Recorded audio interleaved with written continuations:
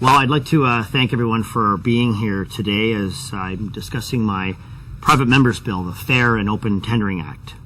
But first, I'd like to introduce my guests. Today, I'm pleased to be joined by Phil Besseling, the past chair of Merit Ontario, Sean Reid, the federal and Ontario director of the Progressive Contractors Association of Canada, and Ian DeWaard, the regional director for the Christian Labour Association of Canada. Having all three of these organizations represented here today demonstrates the overwhelming support from both unionized and non-unionized contractors to preserve and maintain open tendering here in Ontario. I first began working on the Fair and Open Tendering Act when I heard there was a potential for Waterloo Region to be locked into a labour monopoly that would restrict open competition for regional infrastructure projects and dramatically increase costs for local taxpayers. In fact, some estimates pegged the potential increase for Waterloo Region at $78 million. When I heard that, I knew I had to take action for my constituents, my community, my region, and our province. Starting in February, I began working with Merit, Progressive Contractors Association, and CLAC to develop a solution to what's been a long-standing problem here in our province. For years, certain unions have successfully exploited a legal loophole in our outdated labor laws that allows them to certify municipalities and school boards as though they were construction companies. Once this happens, these public bodies are forced to only contract out infrastructure projects to companies organized by a specific union. This loophole has been used to set up several labor monopolies, including in Hamilton, Toronto, Sault Ste. Marie, and the Greater Essex County School Board area. And now my region is at risk of becoming the next victim. Well, it is time to close this loophole. I feel it's my duty as an elected representative of this legislature to stand up for my constituents by taking all necessary steps to ensure they get the best value for their tax dollars. That is why I will be tabling the Fair and Open Tendering Act this afternoon to prevent future labor monopolies by exempting municipalities and school boards from the construction sector rules in the Labor Relations Act. I would now like to call on Sean to expand why this legislative solution is needed. Thanks, Michael, and thank you on behalf of our members for bringing this legislation, this very important piece of legislation, forward. I'll just begin by introducing our association briefly. We are a contractor association of progressively unionized contractors across Ontario. We specialize in infrastructure construction. Currently, our contractors are building about 40 water treatment plants across the province. We recently completed the construction of the Porter Airlines terminals in Toronto's Island Airport. And yet, despite our qualifications, we are completely unable to bid on construction projects in the city of Hamilton, the city of Sault Ste. Marie, the city of Toronto, and now the region of Waterloo. This is, I think, what's important here is this is not a static problem. This is a growing problem. Several decades ago, it began with the city of Toronto and Sault Ste. Marie, and in 2005, the city of Hamilton became subject to this same construction labor monopoly, and now in Waterloo. All told, that's about $1 billion worth of capital, annual capital municipal budget that is completely monopolized and excludes over 70% of the construction industry from bidding on that work. And there is no indication that that there won't be further municipalities subject to these kinds of monopolies unless something is done. And so again, we commend Michael for bringing this legislation forward. The last thing I want to just bring into context is the economic impact. Again, I said that water treatment was a specialty of our association's contractors. Just to put this into perspective, in the last 2 years, the region of Waterloo has put forward about $140 million worth of water and wastewater treatment projects. About 27 companies pre-qualified to bid on those specialized and important and large projects for the region. If this closed tendering had been in place in that time, that number of pre-qualified bidders would have shrunk from 27 to just 2. That's over 90% of the market being unable to bid, not because they're not qualified, not because they don't have the expertise or the experience, simply because their workers have freely chosen to affiliate with the wrong union or no union at all. We believe that's unfair. We also believe it's a fundamental waste of taxpayer money, and we believe it's time for it to be stopped. And so we're happy that Michael has brought this legislation forward, and we're quite pleased to support it. Thank you. So good afternoon. My name is Ian DeWaard. I'm here today representing Christian Labour Association of Canada, the CLAC. CLAC is an independent Canadian labour union representing over 55,000 workers across the country in a wide range of sectors, including construction. CLAC takes a unique, values-based approach to worker advocacy while also seeking to establish a meaningful, balanced workplace partnership. On behalf of CLAC, I'm very pleased to be here to support the introduction of this bill. And we're grateful to Mr. Harris for his efforts to bring this important issue forward for public debate. This bill addresses a flaw in the Labour Relations Act, by which municipalities and school boards are treated as construction employers rather than as purchasers of construction. The Labour Relations Act is divided into two parts.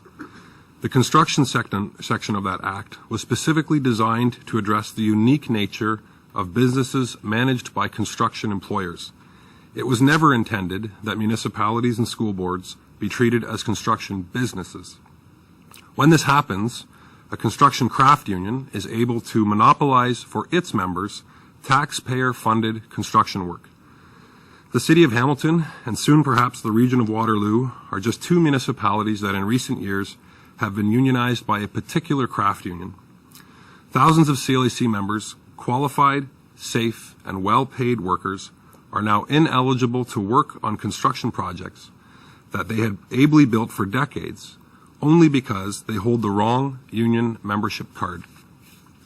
Without this bill, the work performed on many publicly funded construction projects will continue to be the exclusive domain of specific privileged trade unions. This is not an anti-union bill. This bill respects the collective right of workers to belong to a union of their choosing, be it a U.S.-based construction craft union, an independent union such as CLAC, or to no union at all. It simply ensures that qualified workers, regardless of union affiliation, can work on municipal and school board construction projects across Ontario, work that is paid for by their tax dollars. We want to commend Michael Harris for the introduction of this bill and for having developed what we think is the right solution for Ontario. Thank you. Phil?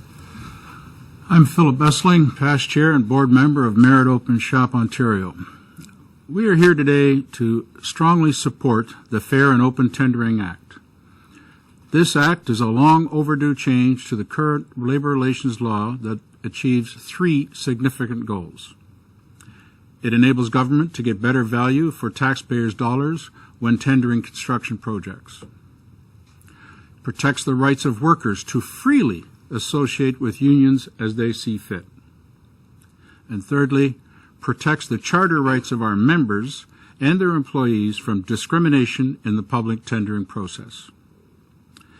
Merit Ontario speaks for the vast majority of firms in Ontario construction industry and their employees who are not affiliated with the international building trades. However, despite our proven track record and the quality of work provided to municipalities across Ontario, we are often disqualified from bidding public sector work in situations where, due to an archaic and absurd interpretation of a bad labor law, the building trades have a monopoly.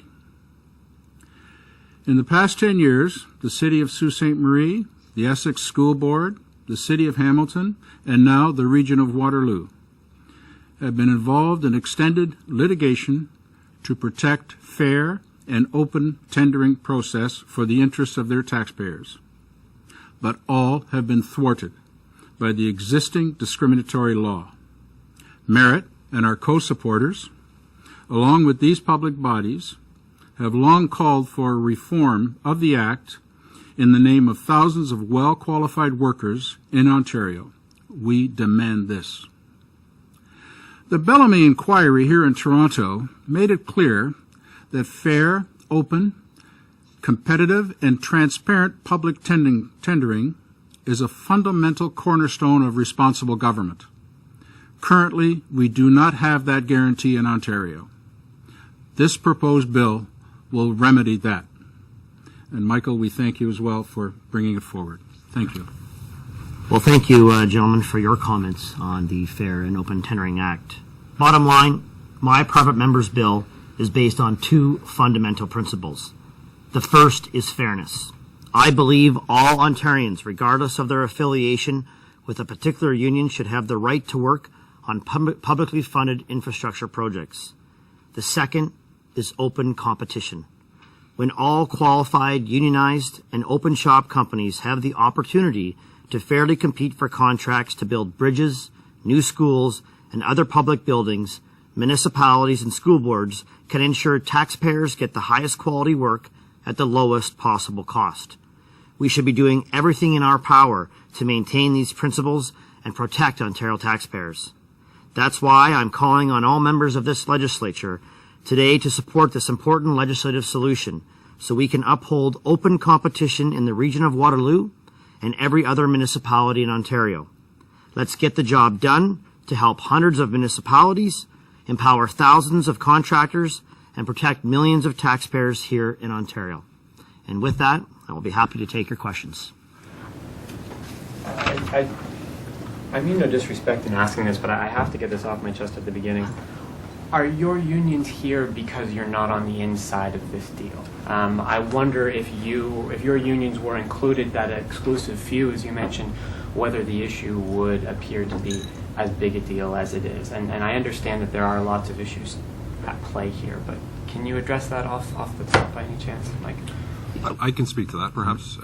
So CLAC is the union for thousands of construction workers in Ontario, and I'll cite the Hamilton example. CLAC members and non-union members had ably bid on and built the city of Hamilton for decades.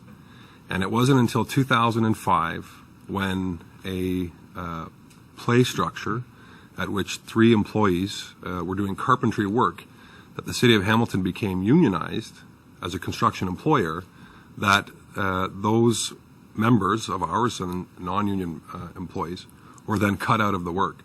So I don't think this is a Me Too allegation. This is a attempt to restore open, fair access to work that our members pay for through their tax dollars. I'll just add to that certainly if the other 70% of the construction workforce in Ontario was allowed to freely work and bid on these projects, we would not have a problem. But 70% of Ontario's construction workforce is completely shut out of $1 billion worth of capital infrastructure projects in this province every year.